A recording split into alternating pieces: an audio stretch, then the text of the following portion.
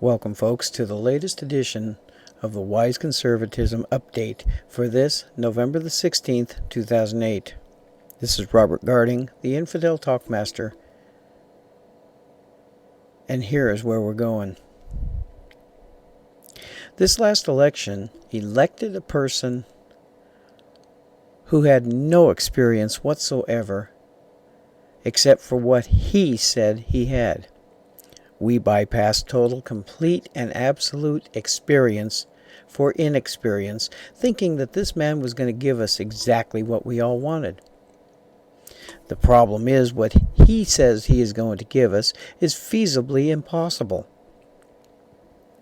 He says that he is going to give us 95% of us a tax cut, when only about 2/3 of us pay taxes.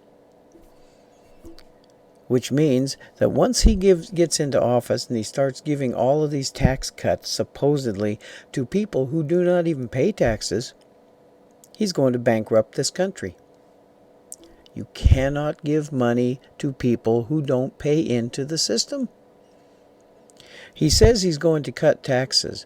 Yet, when we start to figure out what the heck he is doing, and if we start looking at what he is doing, he wants to raise taxes on 5 different areas. He wants to get rid of the Bush tax cuts when they expire. He's not going to do anything to stop that. And in those 6 areas, people,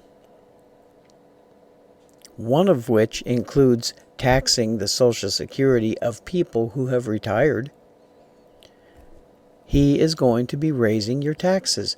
Mark my words. This man lied to get into office, and he is lying now. He says that we are going after change, yet he is putting all of the Clinton cronies into his cabinet. That's not change. That's bringing back the old and keeping it in place. We have to start thinking about what is good for this nation, people. He wants to pull us out of the war on terror. He wants to pull us out of Iraq because he says that we've been there too long and it's not doing any good right now. And the liberal media is giving him his talking points, bar none. They're not reporting anything good happening over there, and there is a lot.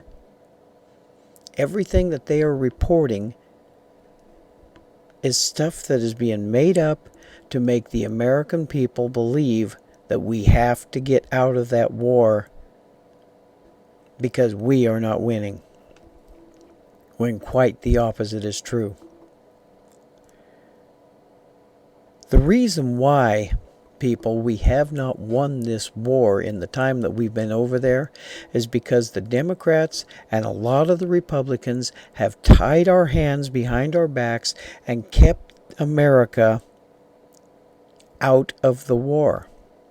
World War II and World War I, we won those wars because not only were we a military at war, but we were also a country at war. We did everything we could to help along the military machine to win those wars. Whereas now, we are a military at war, not a country at war. Americans aren't doing their part. They're not doing anything but sitting back and enjoying their lives and letting the soldiers do the fighting for them. They are not helping the war machine. They are not helping anything. So right now, America is not at war. Only her military is. And when it comes to something like that, we cannot win. And I'm actually surprised that we are doing as well as we are. We need to have the government behind our troops. And no matter what you say, people, if you support the troops, you support them winning, not their defeat. And that is everything that Obama stands for. But you elected him. We'll all find out soon enough.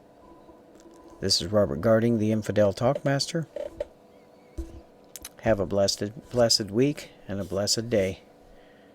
God bless America.